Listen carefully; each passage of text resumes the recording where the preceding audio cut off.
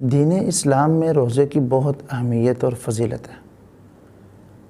اس کی اہمیت کا اندازہ آپ اس بات سے لگا سکتے ہیں کہ رسول اللہ صلی اللہ علیہ وسلم نے فرمایا بنی الاسلام علی خمس، اسلام کی جو عمارت ہے اس کی بنیاد 5 ستونوں پر ہے۔ ان میں سے ایک وصوم رمضان المبارک کے روزے رکھنا۔ اور حدیث جبریل سے جو بڑی مشہور روایت ہے، جبرائیل امین نے کہا اخبرنی عن الاسلام، مجھے اسلام کے بارے میں بتلائیے۔ تو نبی صلی اللہ علیہ وسلم نے آگے سے کہا ان تشہد ان لا الہ الا اللہ وان محمد رسول اللہ وتقیم الصلاۃ وتؤتی الزکاۃ وتحج البیت ان استطعت الیہ سبیلا وتصوم رمضان، یعنی کہ رمضان المبارک کے روزے کو اسلام کے بنیادی رکنوں میں شمار کیا۔ اور اسی روزے کی اہمیت کا اندازہ اس بات سے بھی لگ سکتا ہے کہ رسول اللہ صلی اللہ علیہ وسلم نے فرمایا، اللہ تعالیٰ کہتے ہیں کہ آدم کے بیٹے کا ہر عمل اس کے لیے ہے اور اس کو میں 700 گنا تک بڑھا دیتا ہوں۔ کوئی نیکی میں کرتا ہوں تو اللہ تعالیٰ اس ایک نیکی کے بدلے مجھے 700 نیکیوں کا ثواب دے دیتے ہیں، سوائے روزے کے۔ الا الصوم فإنہ لی، روزہ خالص میرے لیے ہے، انا اجزی بہ، اس کا بدلہ میں ہی دے سکتا ہوں۔ فرشتے لکھ ہی نہیں سکتے، میں نے اس کا اتنا اجر اور میرے نزدیک اتنی اہمیت کا حامل ہے۔ یہ اللہ رب العزت بندوں کو بتانا چاہتے ہیں۔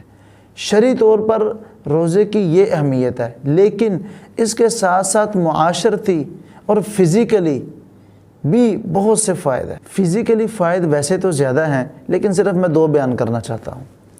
موجودہ میڈیکل سائنس مانتی ہے کہ اگر ہر ہفتے میں 2 دن بھوکا رہا جائے، ہر ہفتے میں 2 دن بھوکا رہا جائے، بقیہ 5 دن آپ کی غذا کا جو مرضی شیڈول ہو، آپ کا موٹاپا کم ہونا ختم ہونا شروع ہو جاتا ہے۔ تو اسلام نے ہر ہفتے میں سوموار جمعرات روزے کا حکم فرض تو نہیں کیا، لیکن ترغیب دی ہے۔ اور اگر بندہ روزہ رکھے تو مالک بھی خوش ہوتا ہے، اور اس کے ساتھ ساتھ اس کو فزیکلی فائدہ کیا ہوگا؟ موٹاپا کم ہوگا، ختم ہوگا۔ دوسرا فائدہ، کینسر کے خلاف بہترین علاج ہے۔ میں صرف اشارہ کرنا چاہتا ہوں کہ پچھلے چند سالوں کی بات ہے کہ ایک ڈاکٹر کو نوبل پرائز ملا کینسر کا علاج دریافت کرنے کے لیے۔ بعد میں صحافیوں نے سوال کیا کہ آپ نے کیا علاج دریافت کیا؟ کہتا ہے علاج تو دریافت نہیں کیا، لیکن اس کی وجہ تلاش کر لی ہے، اور اب اگر کوئی کینسر سے بچنا چاہے تو بچ سکتا ہے۔ کہا وہ کیا ہے؟ کہنے لگا کہ جب ہم کھانا کھاتے ہیں، خوراک استعمال کرتے ہیں، تو کچھ خوراک تو خون بن جاتی ہے، کچھ خوراک گند اور مختلف چیزیں، لیکن خوراک کے کچھ ذرات معدے جگر کے ساتھ جا کر چمٹ جاتے ہیں، تو وہ ایک وقت تک چمٹے رہنے کے بعد وہ خراب ہونا، بدبودار ہونا شروع ہوتے ہیں، اور وہ اس حصے کو جس جگہ یہ چمٹے ہوتے ہیں اس کو خراب کرنا شروع کرتے ہیں، اور وہ خراب ہوتے ہوتے کینسر بن جاتا ہے۔ تو کہا پھر اس سے بچنے کا طریقہ کیا ہے؟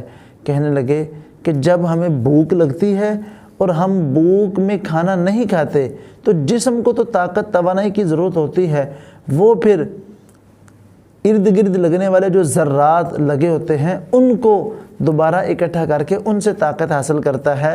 اس سے وہ متاثرہ حصہ صاف بھی ہو جاتا ہے اور جسم کو توانائی بھی مل جاتی ہے۔ تو پوچھا گیا کتنی دیر بھوکا رہیں تو ایسا ہوتا ہے؟ کہنے لگا کہ کم از کم 12 سے 14 گھنٹے بھوکا رہیں، اور ہر سال 20 سے 25 دن مسلسل یہ عمل کریں۔ اس سے آپ کے اندر جتنے بھی ایسے جراثیم جنہوں نے کینسر کا سبب بننا تھا وہ سب ختم ہو جائیں گے۔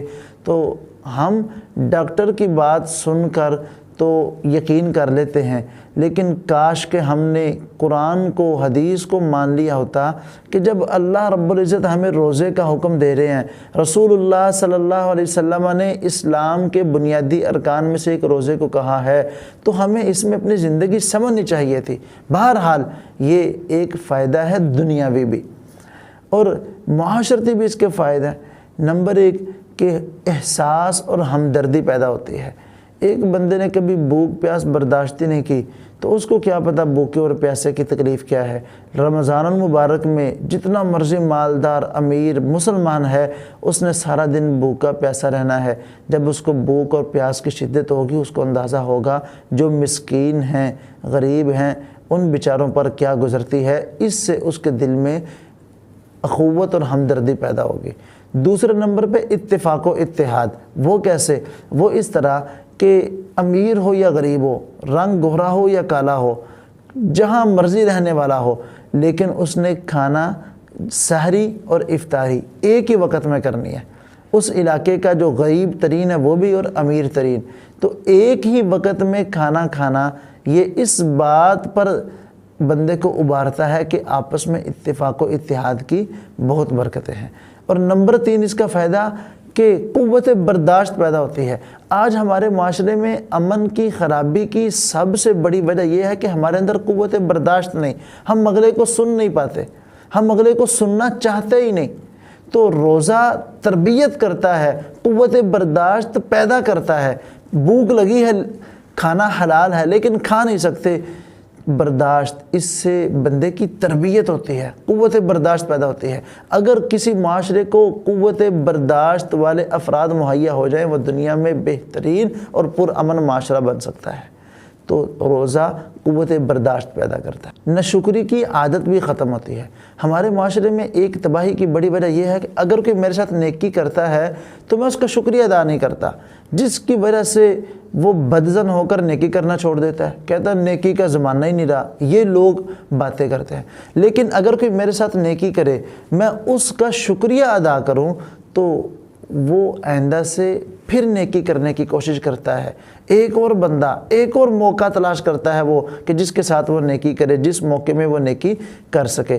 اور یہ روزہ کیسے پیدا کرتا ہے کہ ہم روزانہ کی بنیاد پر پانی پیتے ہیں، کئی مرتبہ پیتے ہیں، ہمیں احساس نہیں ہوتا، جو بچ جاتا ہے گرا دیتے ہیں، لیکن جب سارا دن پیاس سے ہم گزارتے ہیں تو افطاری کے ٹائم ہم بڑے بڑے لذیذ عمدہ کھانے چیزیں سامنے پڑی ہوتی ہیں، لیکن ہماری کوشش اور خواہش ہوتی ہے کہ سب سے پہلے ہم پانی پئیں۔ پانی کی جو نعمت ہے اس کی قدر ہمیں بتاتا ہے، تو جب نعمتوں کی قدر ہمیں معلوم ہوتی ہے تو ایٹومیٹک ہم پہ اس کا شکریہ بھی ادا کرتے ہیں۔ تو جب ہم شکریہ ادا کرتے ہیں تو ہمارے اندر، اور اگر 30 دن مسلسل کوئی بندہ شکریہ ادا کرے، یاد رکھیں موجودہ میڈیکل سائنس مانتی ہے کوئی بھی کام آپ 21 دن مسلسل کریں آپ کی عادت بن جائے گی۔